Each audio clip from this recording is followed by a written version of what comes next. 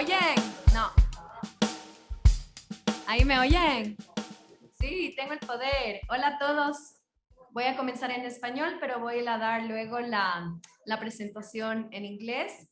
En español voy a explicar que esta clínica obviamente es para todos los estudiantes del Colegio de Música, pero esta clínica va a ser, como todos ustedes saben, en inglés.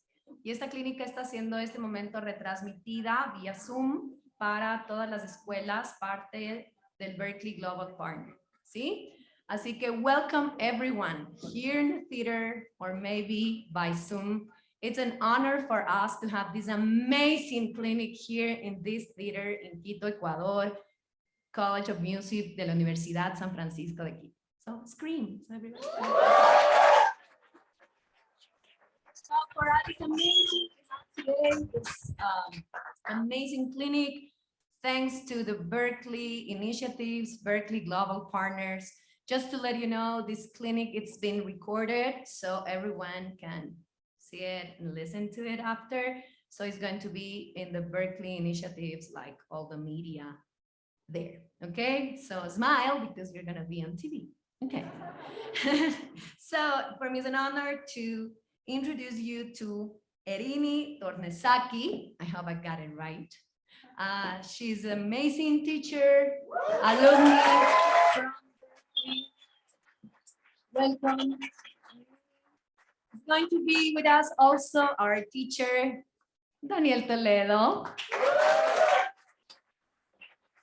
It's going to be with us today also Pedro Ramirez. He's a student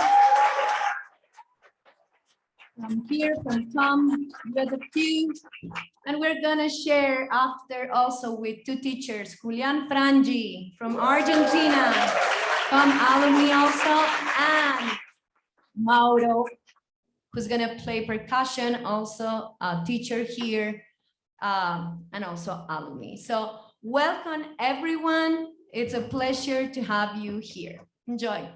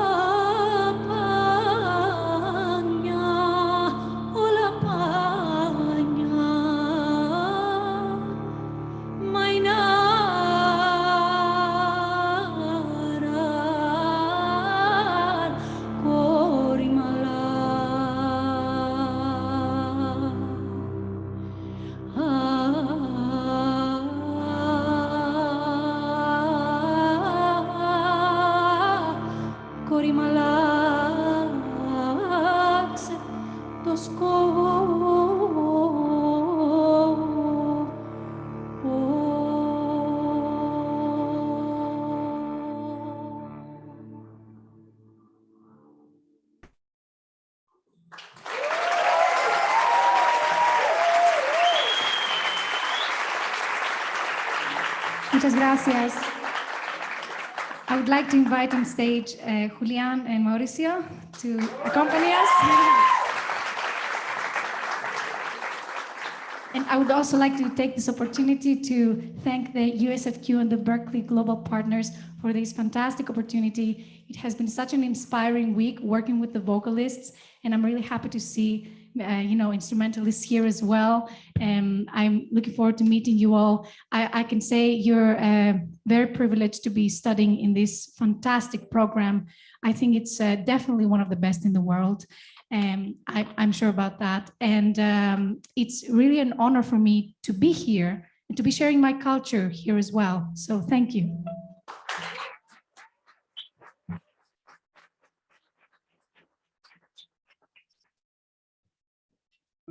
One, two,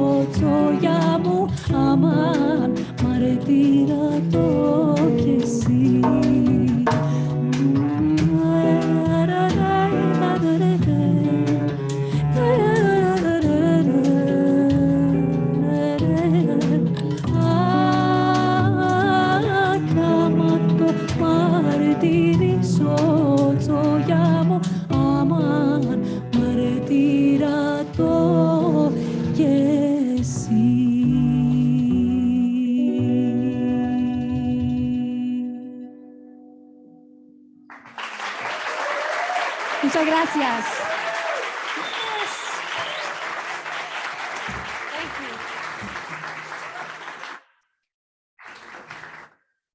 Now we will just take a couple of minutes to set up here so we can start the masterclass, okay? So give us a little bit of time.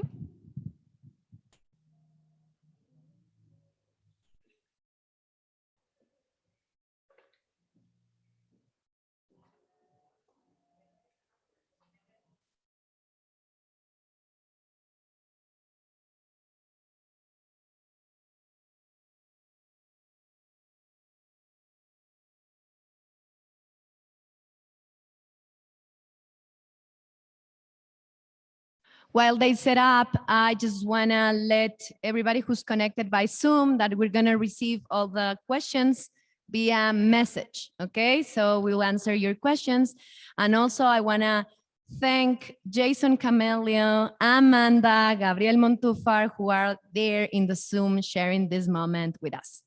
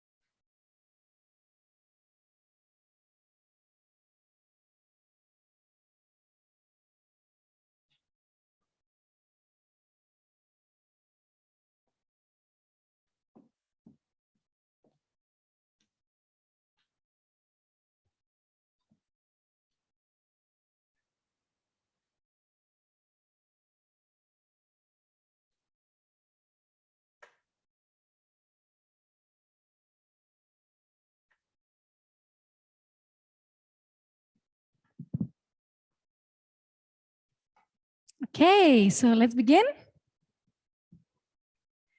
So first, let me tell you, what are we actually going to talk about in this, masterclass?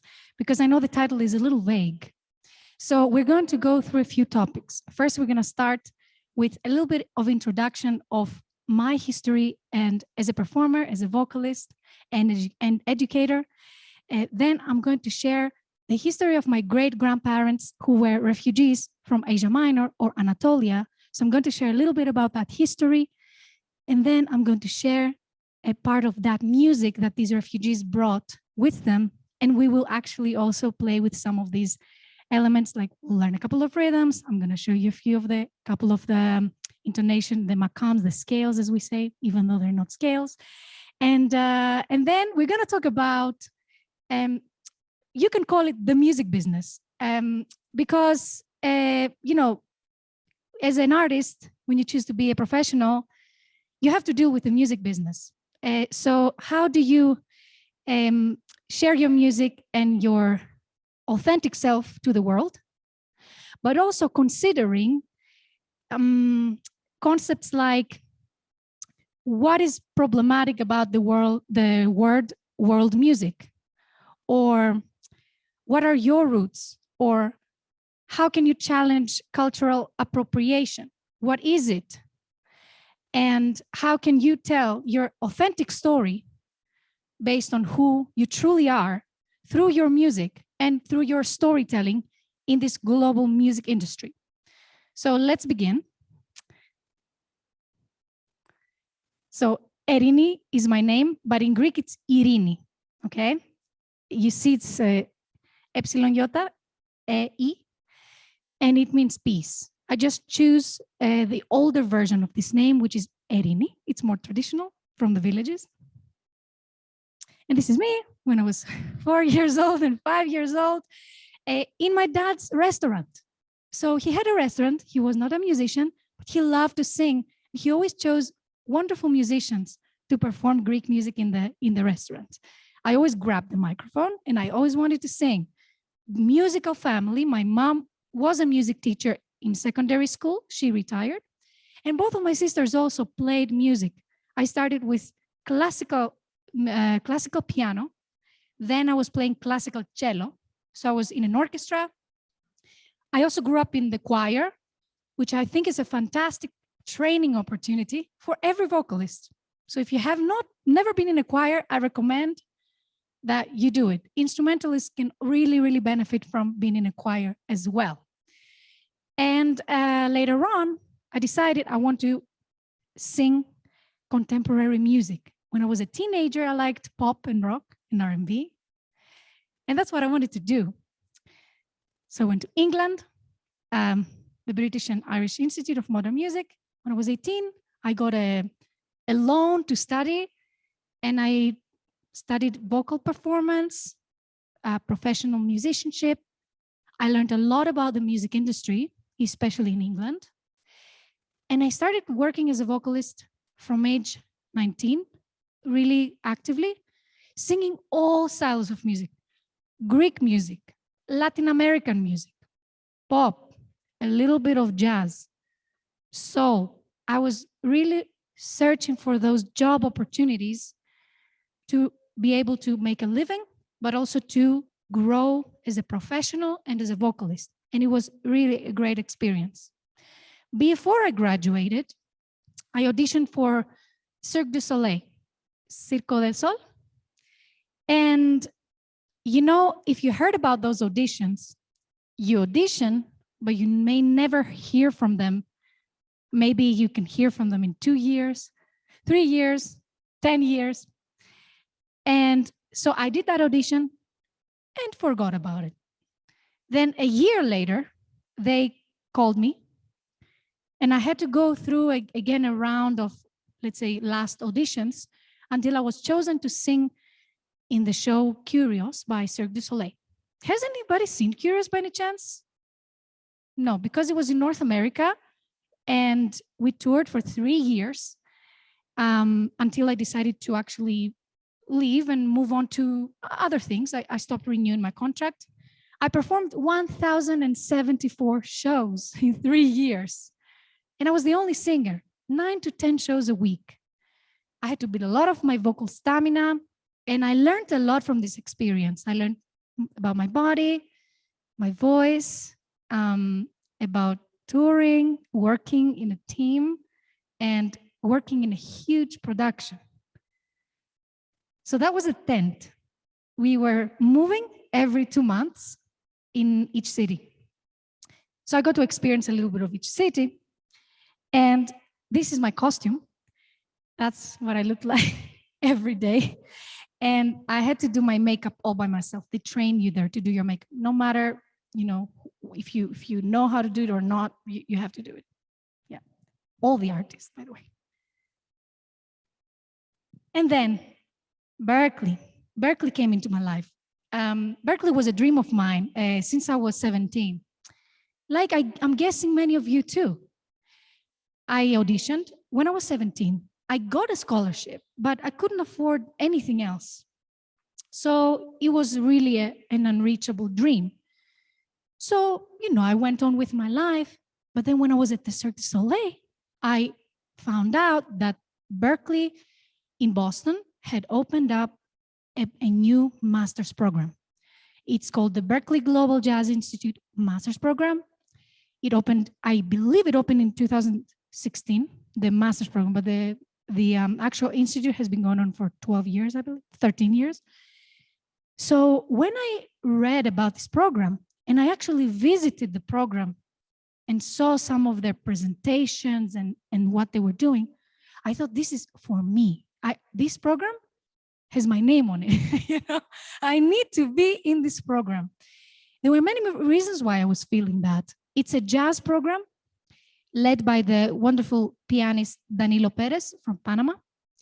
And it's just the philosophy of the program and the way they nurture artists to work in a jazz environment, but bringing their own authentic voice and their own cultures as well. Working on a final project that is where you really have to tell your story and be an artist. It was the biggest challenge for me. And I really felt that that's what I want. I was sharing with the vocal students throughout this week that when I entered Cirque du Soleil, the composers were asking me to sing the lines that they were writing because it was brand new music, brand new show, brand new music. And I didn't know how to sing them. Up until that point, I knew really well how to imitate vocalists. I was great at imitating.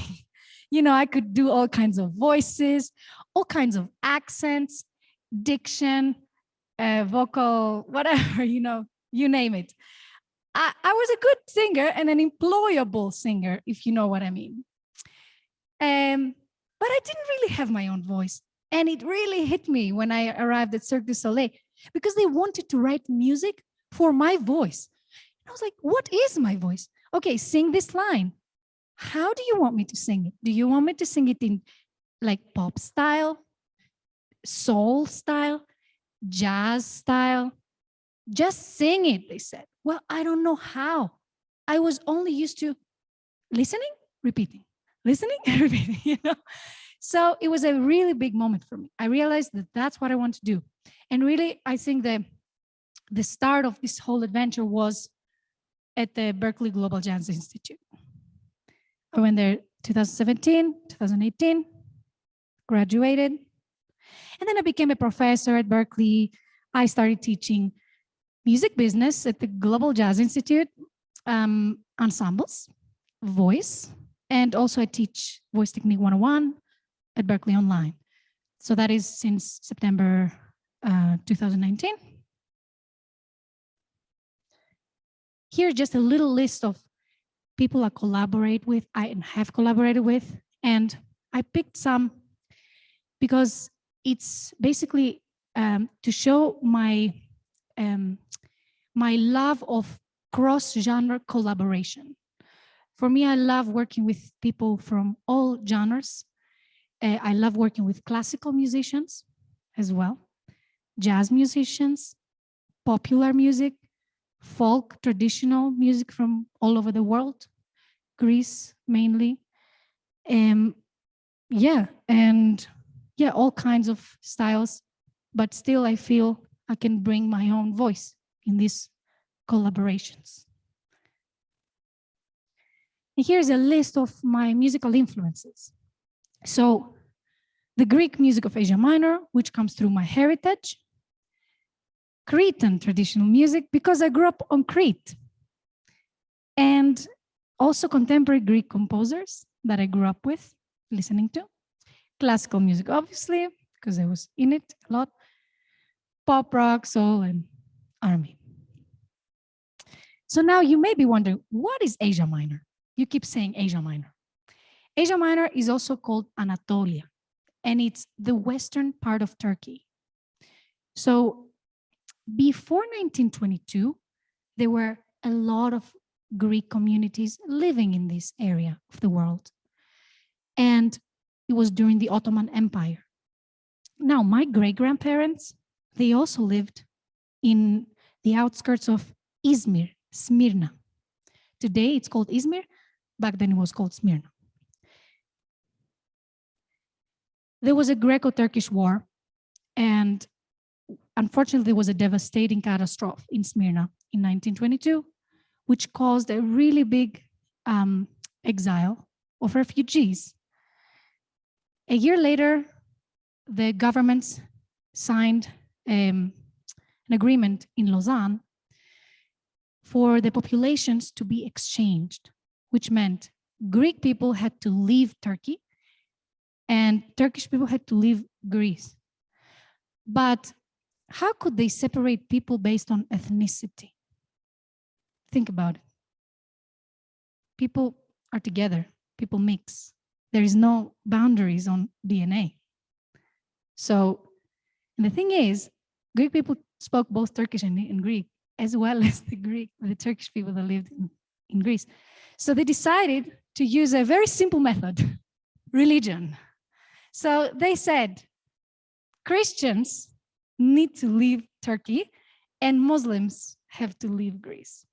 That was how they solved their problem.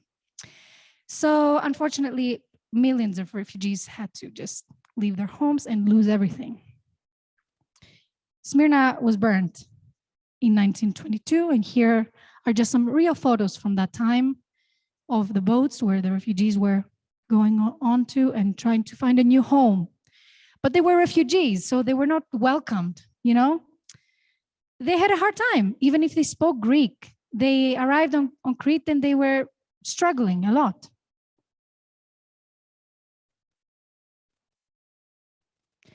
These are my great-grandparents. So Athanasios Kambelis and Maria Paximadou. This is after they had got married. But when they came from Asia Minor, they were teenagers.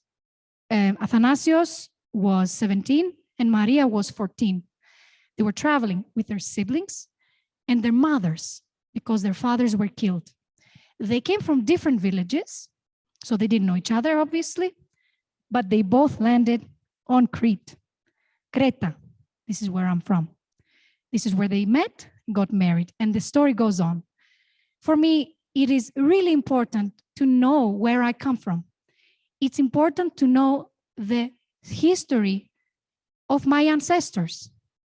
My family went through pain, and it's important for me to know and to cultivate empathy for any refugee and immigrant across the world. At the same time, it's important for me to preserve this tradition. And I feel like I'm really lucky because my mom, she took me to those refugee societies, and I was exposed to this music. Of course, I didn't understand what it was. I thought Smyrna was some kind of fairy tale, you know? As a kid, you just hear about it like Atlantis or something, you know? It's like a fairy tale city, Smyrna.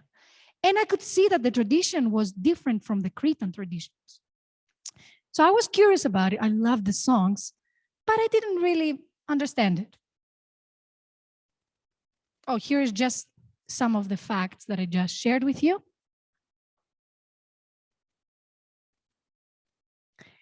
And here is a bigger map of Anatolia and all the places where you could see Greek communities. And I have prepared here, I have chosen one video to show you a little bit of what these traditions from Smyrna look and sound like, the dances and the costumes and the music. So let me play this video. I hope it doesn't play an ad because I forgot to open it. Ah, great. Yes.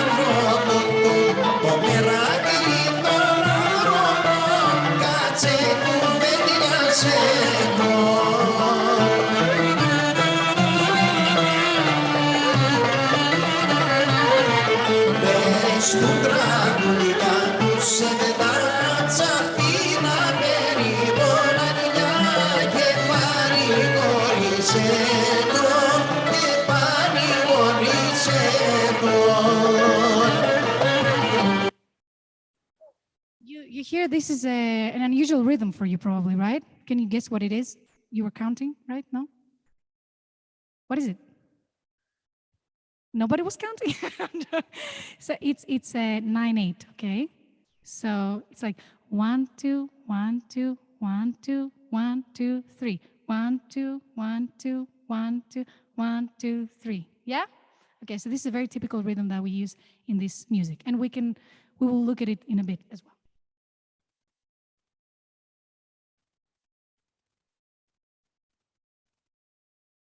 And I've basically put here the instruments, some of the instruments that are used in this tradition. We have the oud. The oud is also used in all kinds of other Middle Eastern traditions and Eastern Mediterranean. Lauto, Greek lute, kanun. You see that in Arabic culture as well, in Turkish cultures. Santur, sanduri. Istanbul kemençe or politiki lira. A violin. Tubeleki. Darbuka. Yeah. Def, rik. And later on, the bouzouki. That's something that came later on in the rebetiko style. Baglamas. And this music is based on makams. So what are makams? Makams, many people, when they hear makams, just so that they understand it, they associate them with scales, but they are not scales. So makams, as you see here, is a system of melody types, right? A set of pitches and of characteristic melodic elements or motifs, and the traditional pattern of their use. And they're based on tetrachords and pentachords. So when you say, oh, can you sing this Greek scale? It's not really a scale, because it doesn't mean that if you know the 4 tones or the full 7 tones or 9 tones, you know how to create a melody or improvise in the tradition. It's a very, very deep tradition that takes years and years to master. For me, of course, I had no idea about this. I just knew the music, but somehow I had assimilated so many of these patterns and also the microtones, because those makams are mostly microtonal. There are microtones in there, which means that they're not like equal tempered scales, just like on the piano. The notes are in between. Not all the notes, but some of them. And taksim means instrumental improvisation. Okay, so just keep these words in your mind. Okay, we have makam, microtones, taksim, which is a instrumental improvisation, and laiki dromi is basically a Greek way of describing some kind of evolved scales, paths, modes maybe, that were developed in Greece, mainland Greece, after the Greek refugees came. Now, these laiki dromi are also played on equal tempered instrument. So you could take your guitar and play those laiki dromi, and you won't need the microtones. Also on the piano, because they are adjusted for these instruments. And I want to share one of my favorite Greek musicians who is playing a taksim, which is, what is it? Yes, instrumental improvisation, on the Istanbul kemençe, which is the politiki lira. Oh, and by the way, I'm going to press play and go back to the slide and pay attention to this notation. You will see 2 spots where it's microtonal, okay?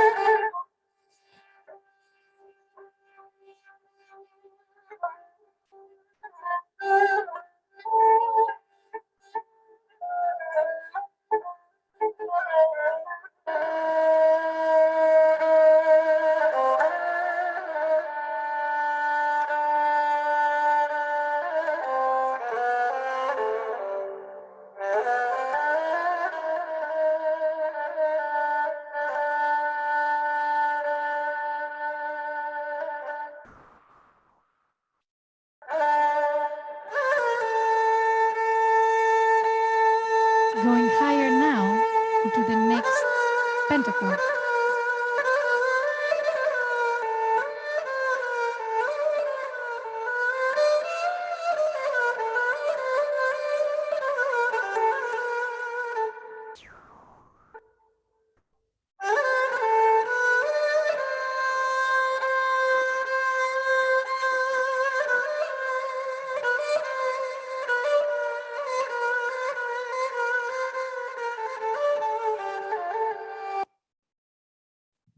So Socrates Sinopoulos, who is one of my favorite musicians, he's improvising and he's following some patterns. He's following some, let's say, rules in this makam, which is called ushak, okay?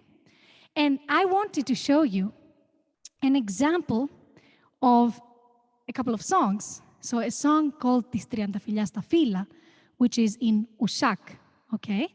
I'm gonna sing this to you. And also, pay attention to the rhythm. Again, it's a 9/8. So you look at the pattern here. 1, 2, 1, 2, 1, 2, 1, 2, 3. Okay. So also, I'm gonna clap a little bit so you can see where my pattern begins here.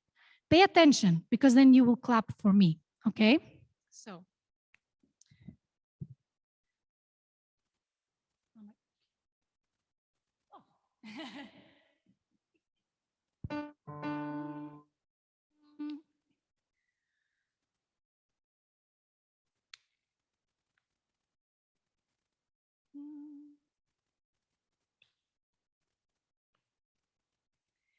Dun, dun, dun, da, ya, da, da, da, da, dum, dun, dun, da, da, da, da, dum.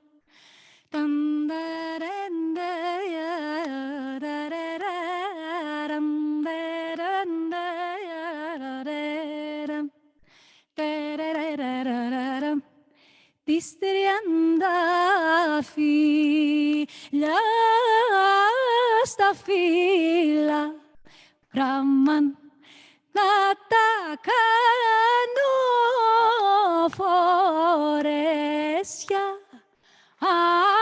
aman gelaman sevdalimaman tiriritirarararata tiriritirararara tandararararam Cavallo na peraso Brahman na sukapso tigartya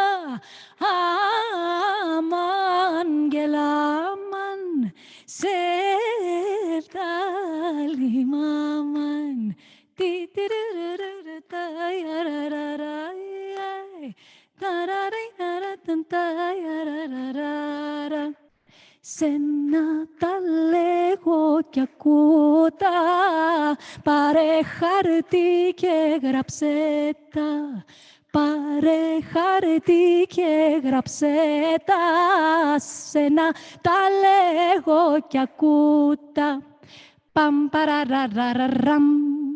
Yes. Nice. So obviously, you may have to think about it a little bit to get used to it, but for somebody who dances this music, they're not really thinking, they're just dancing, right? Yeah. Oh, and then let's do another one. We'll do 7/8, which, you have probably done more 7/8, but what is usually special about the Greek 7/8s, the accenting. So check it out. It's like 1, 2, 3, 1, 2, 1, 2, ka-ta-ta, tiki-taka, ta-ta-ta-ta-ta. 1, 2, 3, pa-pa-pa-pa, tika. All right. So now I'm going to sing a song. It's a little fast. So you're just going to do the accenting. So, ta, ta, ta, ki, ka, taka, ti, taka, taka, taka. Yeah? Okay. So clap. Prisimu Petro Camari, che me to crossumore tonero. Prisim kyanne akfrisulamu, prisim kyanne kyanertiagapimu. Stop. Let's do it again. And don't forget the 8 notes that are happening in between. Takati, taki, taki, taki, taki, because I see some rushing, okay? Gotta be with me. Listen to me. Let's go. Prisimu Petro Camari, que me tocó su moreto nero. Prisim kyanne akfrisulamu, prisim kyanne kyaner tiagapimu, prisim kyaner tiagapimu, kyaner tikaludamu, natis tolo akfrisulamu, natis tolo sistonero tutum. Okay. Nice.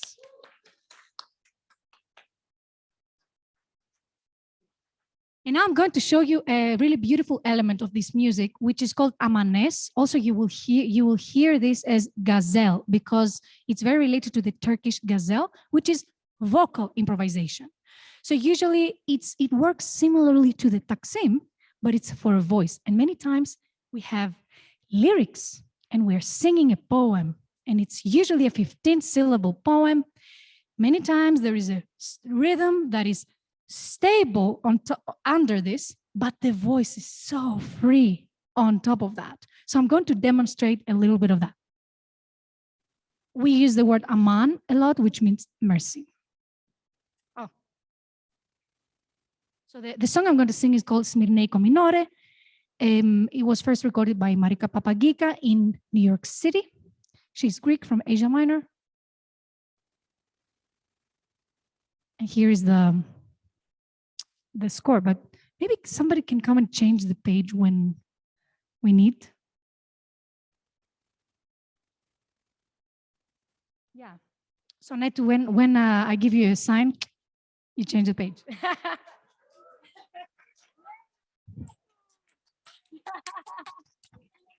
Okay.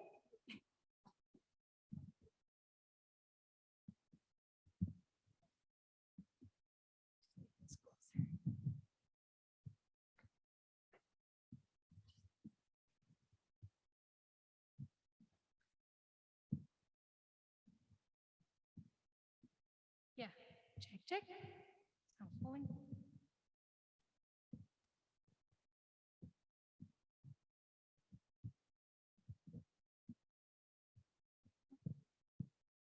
All right, check.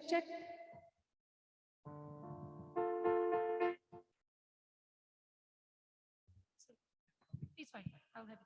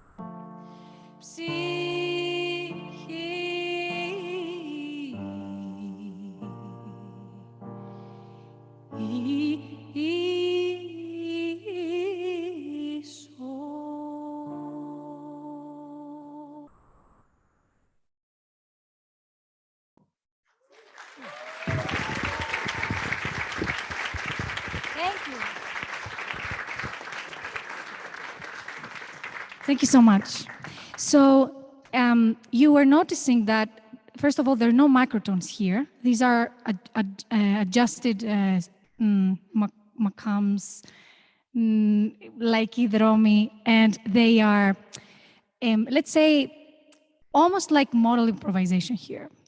Because I'm going to show you now, I have adjusted those, let's say, those tones in a group that looks like a scale. Okay, so don't take this as a theory, because it's not exactly how it works, but it's easier for people like you that study jazz and modal improvisation to understand what I'm doing. So I've grouped this, and I'm showing what I was doing on the tonic, what I was doing on the fourth and the fifth.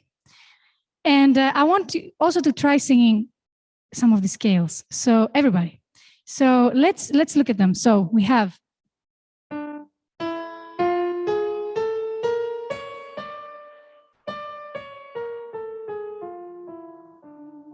so let's do it all together in tempo, yeah? 3, 4.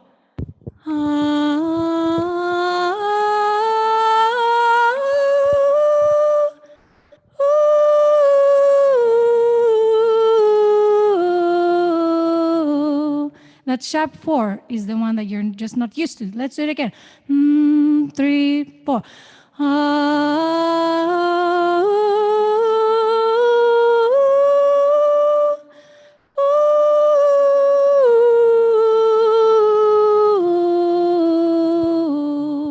Good?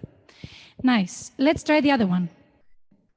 So that was on the D minor, yeah? And then you go A major.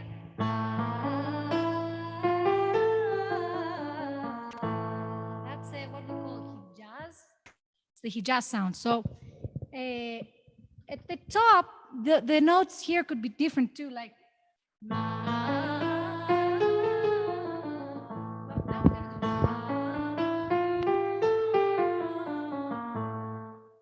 Three, 4.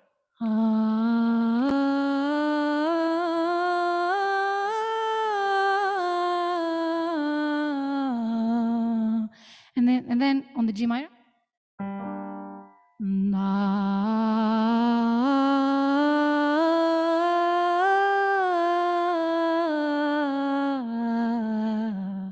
La.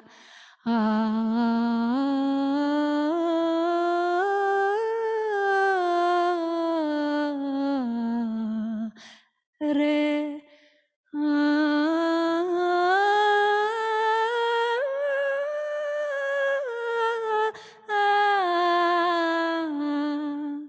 That's it. Great. Good job, everyone. So that was a little, let's say, a brief description of what I'm trying to study and learn. Obviously, I was an experiential singer of this tradition, so I am really just starting to get deeper into this, studying with people, taking seminars, just trying to, get deeper into this. And basically, what I love to do is find ways to do cross-cultural collaborations and bringing this music to other styles and people. Like today, wasn't it beautiful? They were playing, the band was playing, and Pedro, actually in one day he learned how to do some ornamentation. But bravo, Pedro. Because it's a new language, right? So in a quick 30-minute rehearsal, I can show a little bit of, how people can participate in this, and so we can create something beautiful together. So I want to show you something that I'm doing now. I'm working with an amazing arranger, Gonzalo Grau, who is working on quartet arrangements for this stuff with me, and we work together in writing down all the ornamentation for classical players. So basically, when I play with the quartet, they can just read everything, and it's done. We play together. So check it out.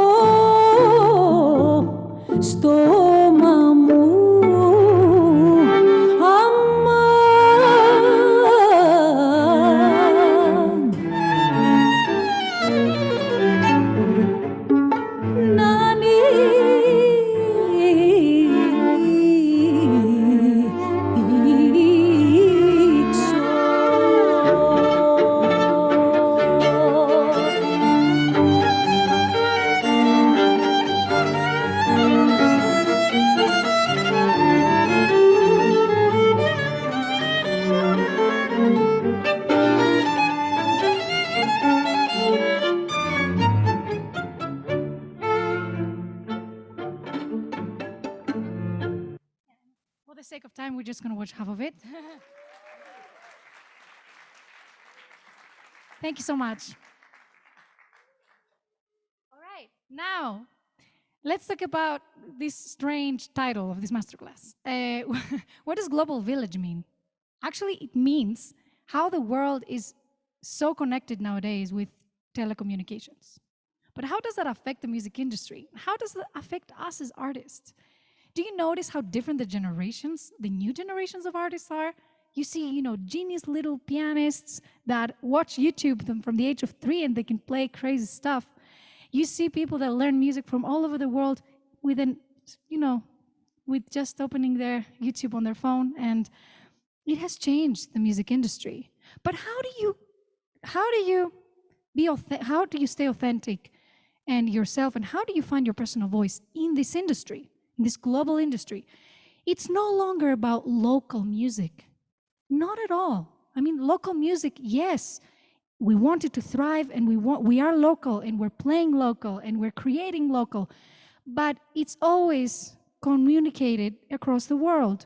So for me, it was important to understand that, I'm not a singer in Greece who, yes, sings great jazz, or compared to maybe other Greek singers. How about compared to the rest of the world? And we're not talking about comparison here, okay? It's not about who's better. It's about who is authentic. And I'm not talking about the authenticity of, oh, you can't sing jazz because you're from Greece. No. How are you a Greek singer that sings jazz? It has to do a lot with experience, the past experience, what you've lived in your life, your training, your voice, your accent, everything that makes you who you are, because you are unique. So that's why I wanted to address this here, because it's a big part of it's thoughts that I always have in my mind, and it's really nice to be able to share those with you. So why would the term world music be problematic? Can you just guess? Yes.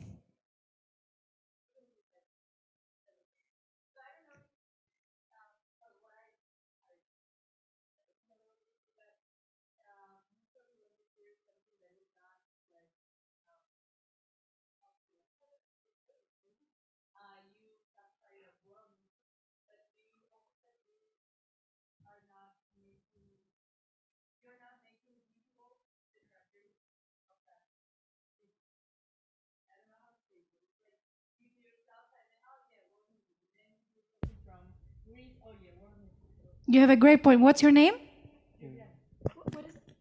Juliana. So Juliana is saying that, yeah, when you hear something like salsa, you think it's world music. When you hear something like Greek music, you say it's world music. Basically, it's because really in the industry, anything that is not Western music from the US or UK sounds like world music. Well, it's problematic. Because what is world music? Come on, There's so many deep, amazing traditions all over the world. And then what some people were trying to do is just take a little bit of elements from all styles of music across the world and create something that is like world music. Basically, it's some kind of music with a lot of different elements from all over the world. But how do you really think you can really connect to something like this? It's like a soup where you put too much ingredients, let me take a little bit of cumin and da-da-da-da-da-da. No, it's gonna sound bad. It's gonna taste bad, right? Of course, it's beautiful to learn about traditions all over the world. It's amazing. I do that all the time. I love also Latin American music. But it's important to understand that, world music is just a word that was created in the music industry, and thankfully it is being challenged nowadays. Even the Grammys changed last year the world music category to global music category. It still means anything outside of the US, but it is more appropriate, right? Yeah. And for me, it is really important to understand the historical and cultural context of every music that I sing. Why? Any thoughts? Yes.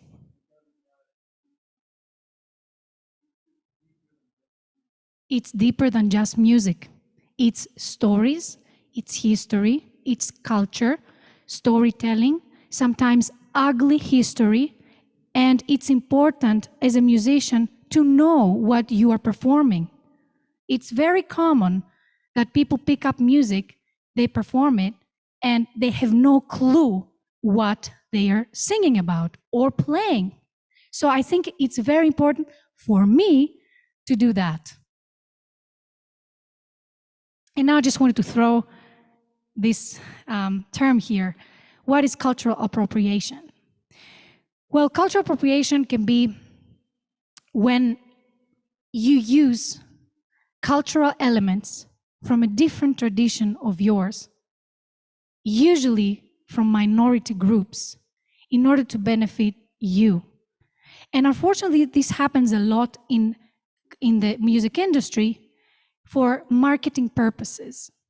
So somebody using certain rhythms and elements in their music to make it hip, but really not respecting the underprivileged communities where it came from, and really stepping on the ongoing systemic racism that exists everywhere in the world.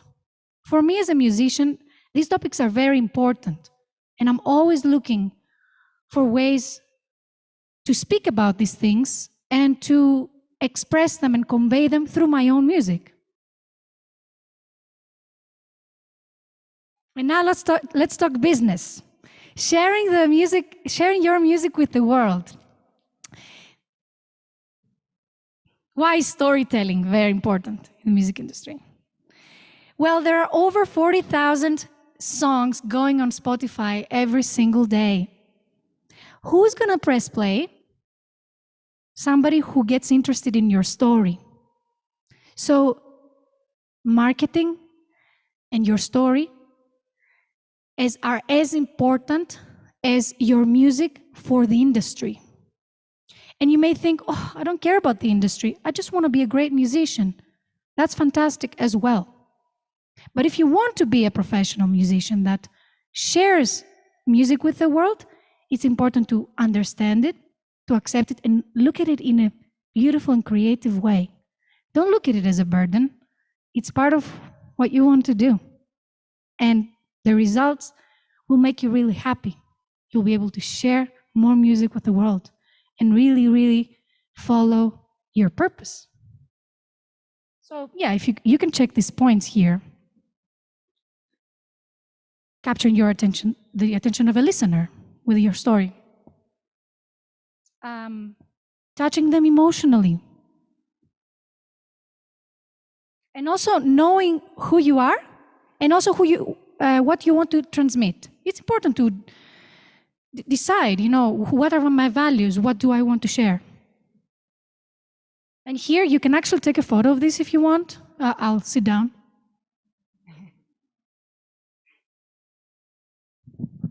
So this is basically some questions that will help you write your artistic statement.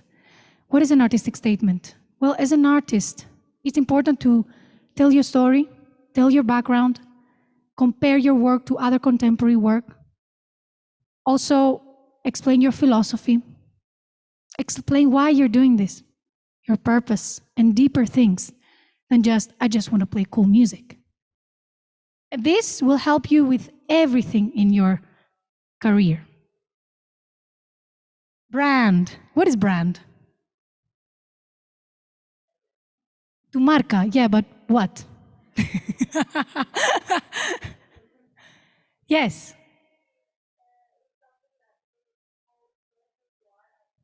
Yes. Recognizable, yeah. Ah, that's right. Yes, something. It could be a visual. It could be your identity. It could be many things that make you recognizable. It's important to think about these things because just think about it. You want to do some kind of music, but the way you look just takes you somewhere else. It's important that they kind of go together. We're talking about the industry, okay? This is about how you communicate to the outside world. It kind of needs to be a consistency to how you look also.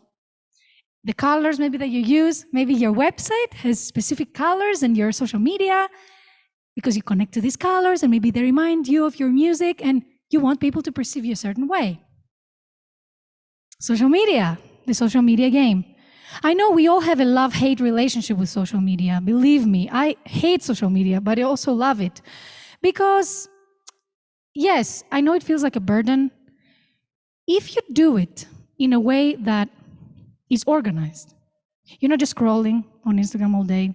You schedule your time when you know you're going to do certain posts for your music. It's really, really important nowadays. And you'll tell me, oh, you know what? Charlie Parker didn't have Instagram. Well, it was another time. Also, I look at social media as a really fantastic opportunity nowadays because that's the way to release independently. How else are you gonna actually release independently if you don't have access to social media and find audience? I think that's my opinion. And things to consider when you're an artist. Learn who are the major labels, who are the subsidiaries. Do you want to go with a label? Do you want to go with an independent label? Do you want to set up your own label? Find out how you can do that. Learn about these things and make a decision that makes sense for you. You want to just be a self-released artist? Great. These are the 3 major labels. I guess everybody should know that. And they all have major distributors. Understand distribution types. Major distributors, independent distributors. Some are very big distributors, but they are independent. And also the open distributors that I bet so many of you have already used, like CD Baby, DistroKid, to get your music to the, iTunes, Apple Music. Yeah, so this is just an invitation for you to start doing a little bit of more research about all the practical things that you may need to set up a label or to do a release. That every song needs to have an IRC code, to be organized with your budget and to set aside money for promotion. Because many times you're like, okay, I have $5,000 to do an album, and you spend $5,000 doing an album, and then you have $2 to promote it. So it's really important to also budget for that promotion. The promotion could mean hiring a publicist. It could also mean ads. If you can hire somebody that actually knows how to do Facebook ads, don't waste your money. But also Instagram. And maybe that money, promotion money, can be somebody helping you on social media to do some beautiful videos. That is also promotion money. Album timeline. It's important to understand that once an album is out, it's out. It's in the past. What does that mean? That you have to start promoting your album months before it's out. This is a really, really difficult thing to grasp. And many times we're just eager to put it out. But how many times have you heard or seen or maybe happened to you that an album is out and then nothing happens? Well, because you need to think about those proactive actions that you need to take to reach the right people, create a promotional strategy, get some writers to write about you. Don't message a writer 2 days before the album release. They have another 10 albums to write about. And maybe they won't even get to your album for another month. Write to them 3 months in advance. Have your music mixed and mastered. All of that stuff is really, really important. And by the way, you can find all this stuff on YouTube, tutorials. And here we are approaching towards the end of the masterclass. I do want us to sing a Greek song together, though. But I am just inviting you to think. What are your inspirations? Think about it. What are your roots? And when I'm saying roots, I mean, where do you come from? What are your values? Where did your parents come from? Where did your grandparents come from? Where did you grow up? Do you have other influences that are really part of your roots? Also, yes, sorry, I said singing, but playing, singing. Practice playing different styles of music to expand your horizon, to grow as a musician. And when I say choose something to get deep into, for me, I experienced this through my own personal journey. When I started to get really, really deep into Greek music, I made a commitment, right? I made a choice. This choice led me to some unimaginable worlds in all aspects. I grew as a musician. My voice became more flexible. My ear got trained a lot. I had such a more deeper understanding of music as a whole, and that was transferred onto all other styles of music. So many times you may feel undecisive. Oh, I'm not really sure what I like. And should I really study this, or am I going to waste my time? Well, it doesn't really work that way. I know we feel stressed and time is short, but if you choose something to go deep into, it will be a beautiful, rewarding experience, and you will have the same mentality for the rest of your life. And lastly, take care of your mental health. I'm saying it because for me it's very important to stay healthy. Stop comparing myself to others. I am Erini, and you are all unique. This is who I am, and this is who I will continue being, and I will be a better version of myself every day. Also, don't be afraid to be vulnerable. Talk about your negative feelings. Speak to therapists. Be open about it. And I'm saying it not randomly. I'm saying it because it is very common within the musicians community to struggle with mental health problems. Something that we have also studied a lot during the pandemic, how we can now help also our students who are suffering much more than before. So find a way that works for you to be healthy, to be happy. Take care of yourself, love yourself and eat well. Eat good stuff. Drink water and sleep, Yeah. So, okay, Greek song. I don't know if you can all see it. I can't. No, you can't. I will zoom in. So let's.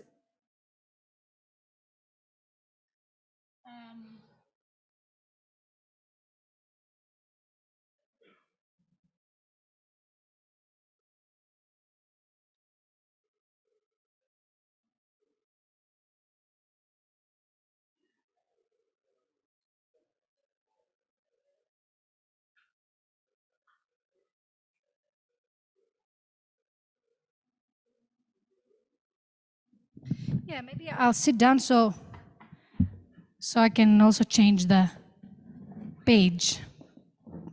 Okay. So let me sing this song for you first.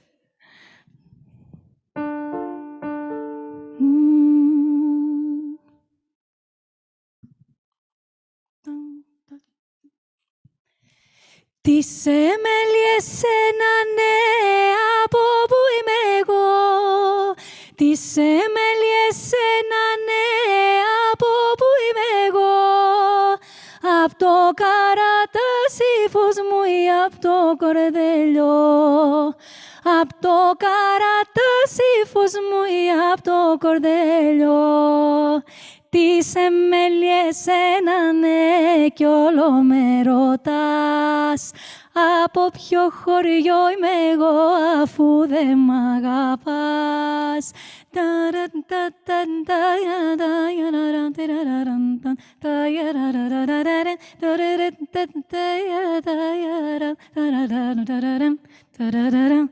Απ' τον τόπο που ήρθα εγώ ξέρω να αγαπούν. Απ' τον τόπο που ήρθα εγώ ξέρω να αγαπούν. Ξέρουν το καημό να κρύβουν, ξέρουν να γλεντούν. Ξέρουν το καημό να κρύβουν, ξέρουν να γλεντούν. Τις εμέλιες ένα ναι κι όλο με ρωτάς. Από ποιο χωριό είμαι εγώ αφού δεν μ' αγαπάς. So let's do 2 verses, okay? Yeah, I know you can do it. I am sure you can do it. So of course I was singing a little bit of extra ornamentation. Listen, I never write ornaments on these scores because ornaments are not really notes that you can write. They are all kinds of weird things. The voice goes up and down. Like, it's really hard to write, to notate in notes.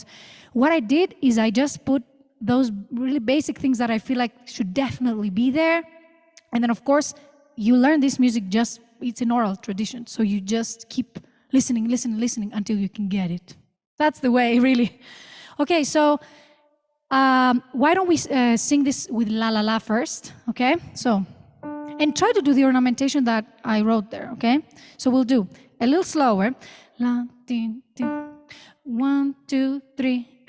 La la la la la la la la la la la la. Again. La la la la la la la la la la la. Very nice. You feel comfortable with the melody? Yeah? Okay, good. Let's go to the second one. By the way, you will notice there is some microtonality here. Did you notice it? Yeah. Okay, so where is it? I'll show you now. First of all, the up, it's a little lower, that one, but I don't care about this one, actually. Let's focus on the other. Απ' το καρατάσι φως μου ή απ' το κορδέλιο. It's in the middle, okay? So that me, it's not even a specific note. It's a little higher the first time, it's a little lower the second time. But what you can try to do now is something between E flat and E, okay? So let's go to the second line. Da, da, da. So, 1, 2, 3, 4. La, la, la, la, da, di, da, ya, da, da, da, da, da, da, da, da, da, da, da, da. La, la, la, la, la, la, la, la, la, da, da, da, da, da, da. Again, 1, 2, 3, and la, la, la, la, la, da, da, da, da, da, da, da, da. Sorry, I'm doing an extra note, but let me also play the melody for you on the piano.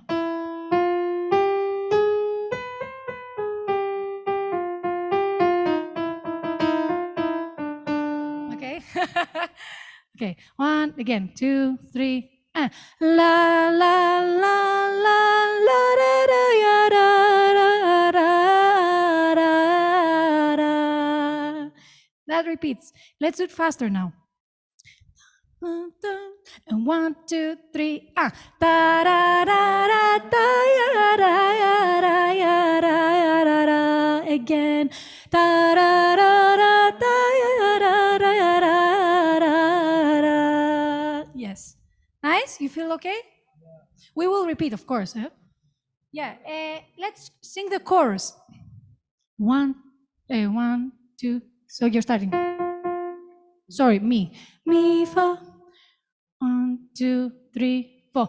La, la, la, la, la, la, la, la, la, la, la, la, la.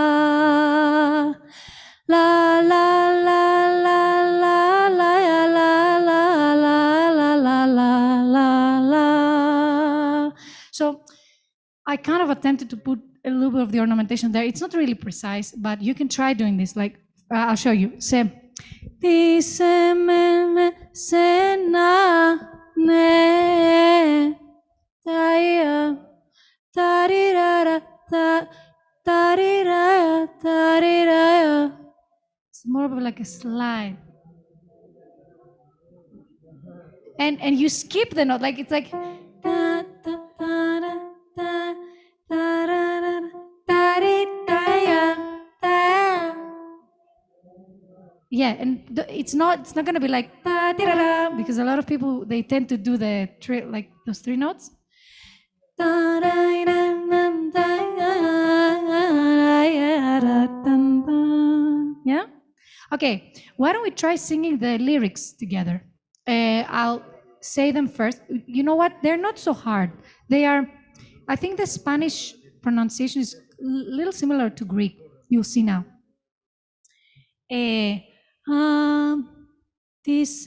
Okay, let's just speak. Τι σε μέλει εσένα, ναι.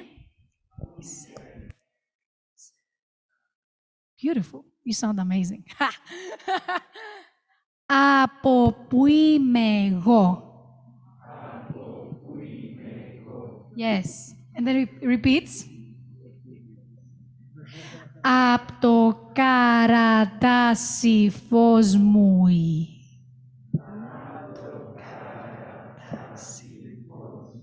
Yeah. Απ' το κορδελιό. That's perfect. Let's go to the chorus. Τι σε μέλει εσένα, ναι. Κι όλο με ρωτάς.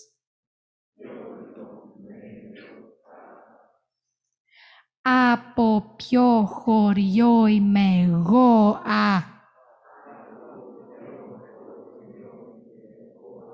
Φου δε μ' αγαπάς. Okay, let's stick to that one verse since we have just about 3 to 4 minutes before we start Q&A. So let's actually sing the song with these lyrics. We'll do it a couple times, no worries. Let's do it slow like this. 1, 2, 3. Let me give you this. And do that slide. This. Yeah. 1, 2, 3. Oh. Τις μέλει εσένα, ναι, από πού είμαι εγώ.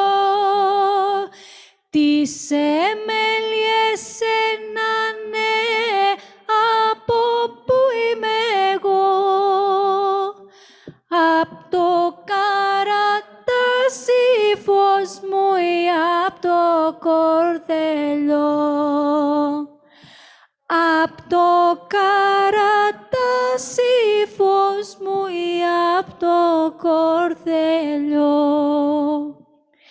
Τις μέλει εσένα, ναι, κι όλο με ρωτάς. Από ποιο χωριό είμαι εγώ, αφού δεν μ' αγαπάς. Beautiful. One more time, faster. 1, 2, 3. Τις μέλει εσένα, ναι, από πού είμαι εγώ. Τις μέλει εσένα, ναι, από πού είμαι εγώ. Απ' το καρατάσι φως μου ή απ' το κορδελιό. Απ' το καρατάσι φως μου ή απ' το κορδελιό.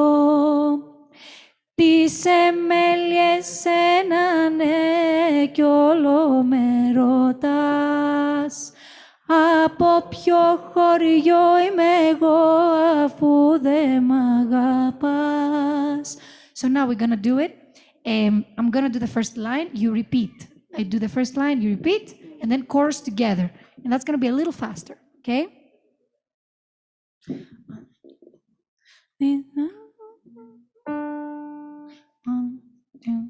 1, 2, 3. Τις μέλει εσένα, ναι, από πού είμαι εγώ. Τις μέλει εσένα, ναι, από πού είμαι εγώ. Απ' το καρατάσι φως μου ή απ' το κορδελιό. Απ' το καρατάσι φως μου ή απ' το κορδελιό. Again together. Τις εμέλιες ένα ναι κι όλο με ρωτάς. Από ποιο χωριό είμαι εγώ αφού δεν μ' αγαπάς. Chorus again. Τις εμέλιες ένα ναι κι όλο με ρωτάς. Από ποιο χωριό είμαι εγώ αφού δεν μ' αγαπάς. Yes. Thank you so much.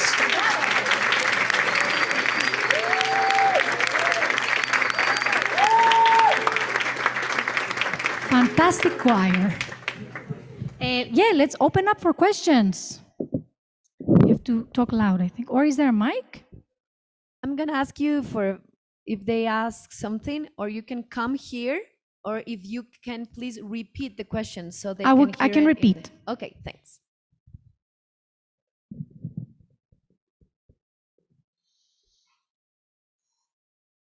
I have a question here on Zoom. Yes. Okay, I will read it. How important is for musicians to compose their own original music, and when should they start? When should they Start composing, yeah. Oh, you start composing anytime, today, yesterday. No, I think it's really, really important. Personally, I have to say that it took me a long time to get the courage to compose. I don't know why, and I don't know if you ever relate as well. I think it's really important because I think that that's the most wonderful and authentic way to really be yourself as an artist and express everything that comes through your culture, your influences, your thoughts, your feelings, and the beautiful sounds that you have in your head. Yeah, so I think it's very important.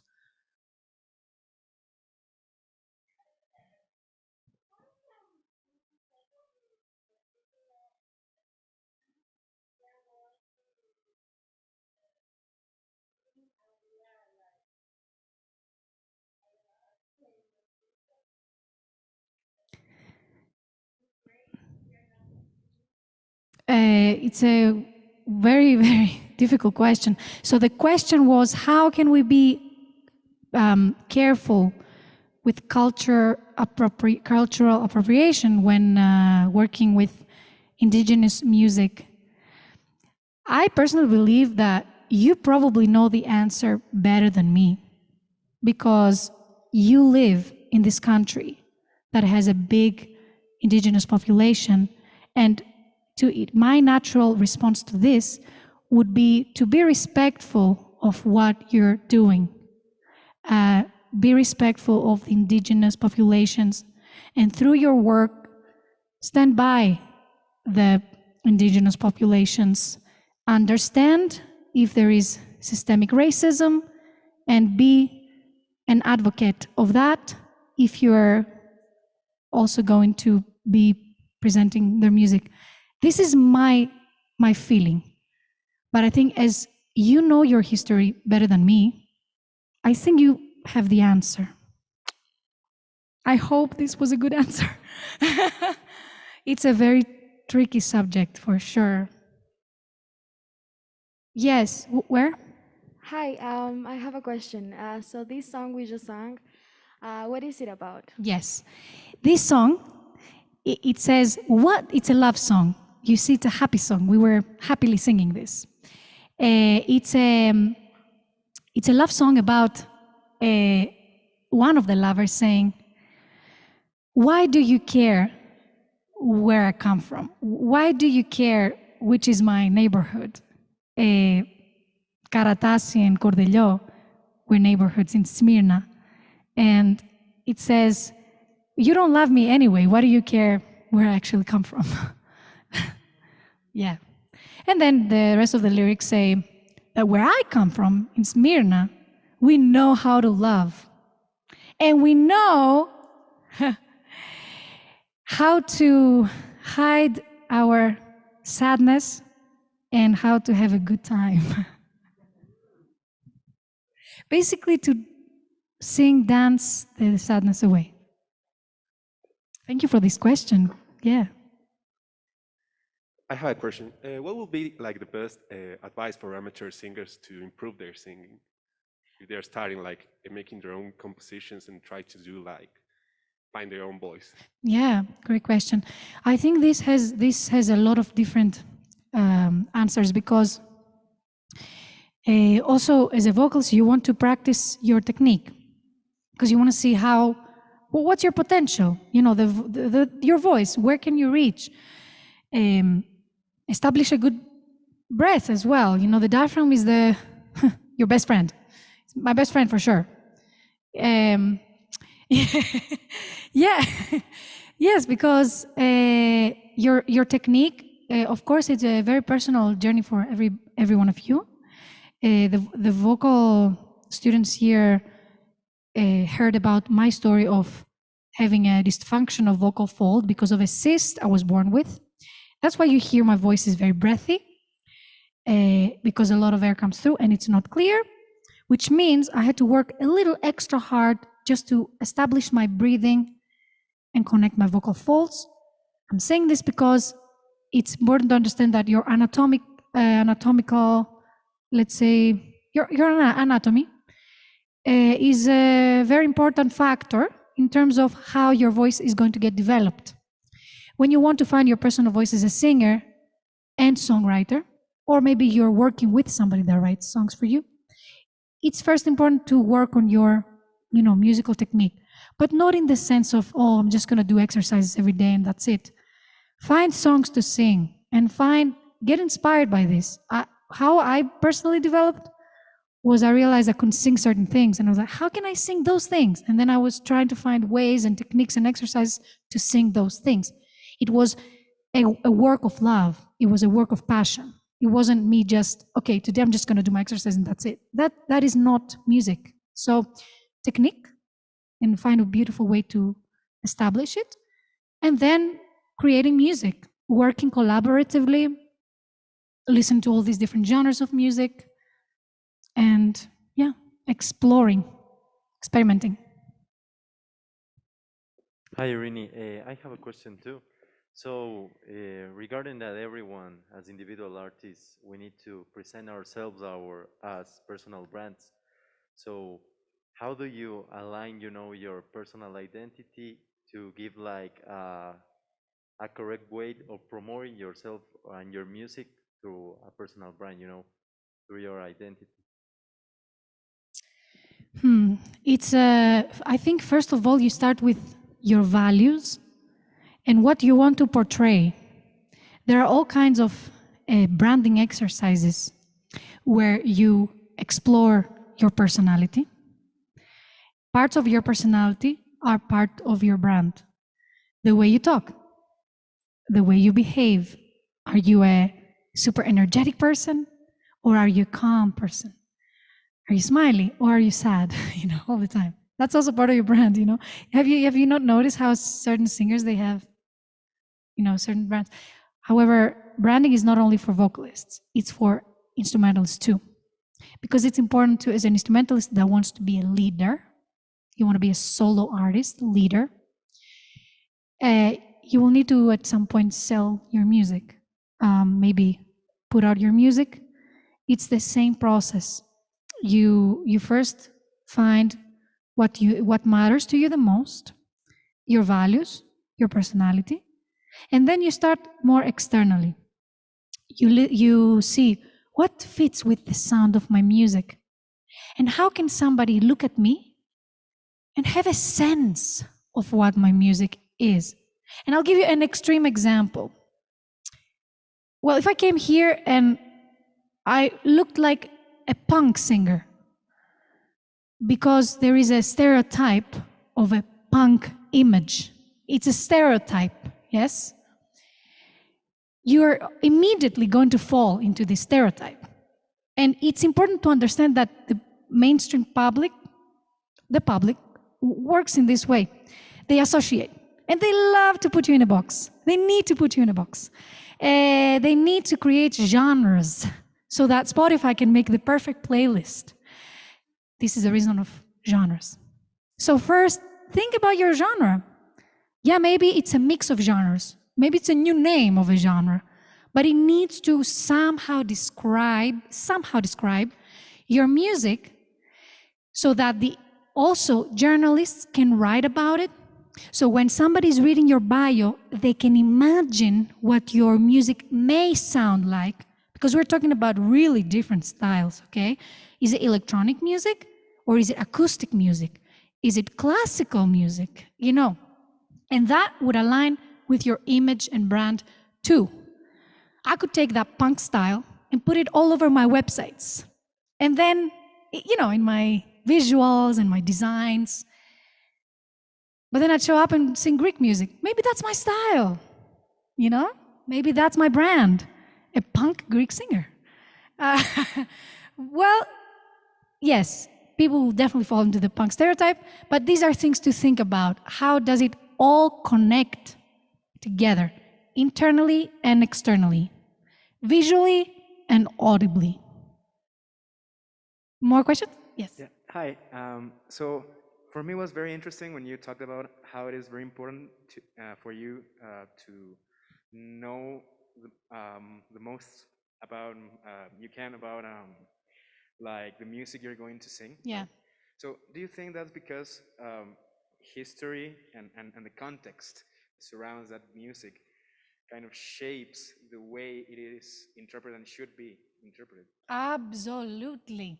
Absolutely. You know, I mean, it's important to learn about how the blues appeared, how the blues was created. Go back to the history, trace those sounds, trace the history, trace the cultural context of the lyrics, of the way they were singing, of why the voices are sliding. And it's a very important part of interpretation. Now, when you understand this, then you start to be more, you start to be more observative of stylistic elements. You listen to jazz that was recorded in the 40s, in the 50s, in the 60s, and you start to realize some kind of styles and patterns. Those patterns, they existed in that era. 10 years later, they sound different. 10 years later, different. When you're singing jazz, would you just copy what was done 50, 70, 80 years ago? Or would you sing a jazz standard in your own contemporary style and way? Also understanding the context of that song. Also for instrumentalists, it happens very often that, oh yeah, let's play Misty, let's go. And then you play Misty, and then you don't even know the lyrics at all as an instrumentalist. You don't know what the song is about. And then you start improvising. It's totally out of context. Maybe it's a happy song, you play sad. Maybe it's a sad song, you play happy. Maybe the essence is not there. Maybe you need to play slower. Maybe you need to play lower. So it's all connected to understand what you're playing. Culture, but also content. Hi. Hi, Erini. Wonderful masterclass. Well, I want to talk about the language. So, you as a singer-songwriter, what do you think about writing in English as a non-native speaker English? Yeah. So, nice. because in that case, what I'm thinking about your cultural appropriation is that, for example, we as Ecuadorian people, we have this pasillo or these rhythms from Ecuador. What do you think about translating that to English in order to be able to present it to the world? No, that's not cultural appropriation, because English is a language that we all, I mean, I'm speaking English right now. It's part of who I am too, you know, and it's part of who you are too. This is how we communicate. English is just a language, and it sounds very different in all parts of the world. So as a musician, you can choose to sing in any language you want, any language that makes you feel like you can express what you want. Now, when you're working with the language, it's important to, first of all, as we said in the masterclass, to be able to pronounce things correctly, but at the same time, it's okay to keep your own accent. You don't need to sound either American or East Coast American, West Coast American, South USA, or British. north of England, London, or Australia. You know, there's so many accents of English, and you have your own.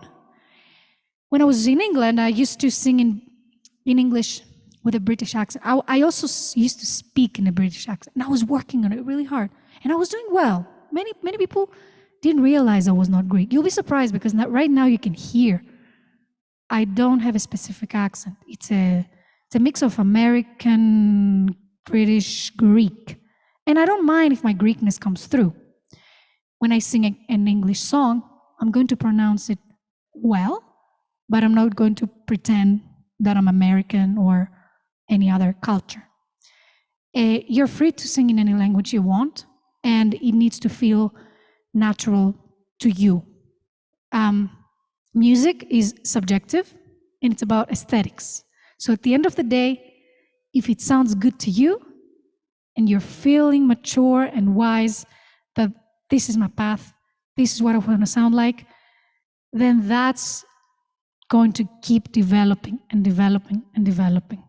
For your whole life, your aesthetics are going to be developing, and if you like it, then if you're actually authentic in it and you tell the real story and people believe you, they will connect with you, I think. Right. Thank you, Erini. When you are collaborating with composers or arrangers, how do you give them advice to understand how your voice works and what can you do or what do you want to do? Ooh, great question. Yes. So the thing is, I have worked with all kinds of different styles of writers and composers. The first thing I do is I tell them about my range because they ask me, what is your range? And I tell them, there is no straight answer. Why? You know, how come you don't have it? Well, I have to explain something. My voice is particular. These notes from here to here are super flexible. I can do whatever you want me to, chest voice, head voice, everything. From here to here, it's always going to be breathy because of my cyst. And from here to here, I cannot really sing many vowels in head voice. So it has to be some kind of oohs and ahs, oohs and e's or something. So this is the specific answer I give to the composers because it's important that they know, for example, the limit of my chest voice. Also, they need to know when I sing in mixed that it's not going to be perfectly controlled, and the volume of my mixed voice is just harder for me to control. So I'm dealing with some limitations in my voice, and that's okay. I've learned to love them and to be able to communicate those to whoever I'm working with. Now, I think you also had a part of that question was, how do you communicate what you want? Would that mean stylistically and musically?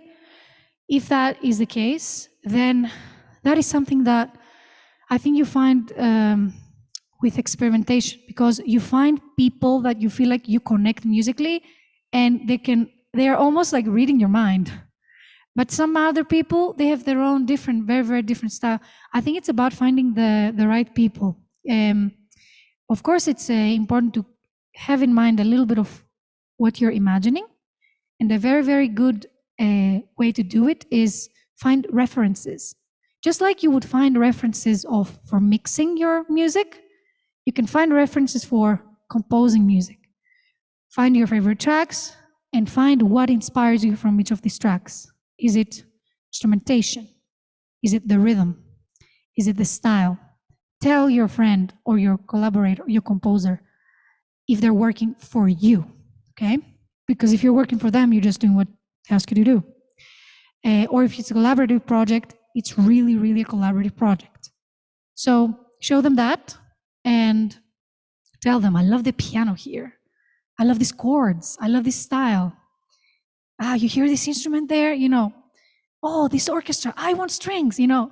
So find your references. Okay, I have another question.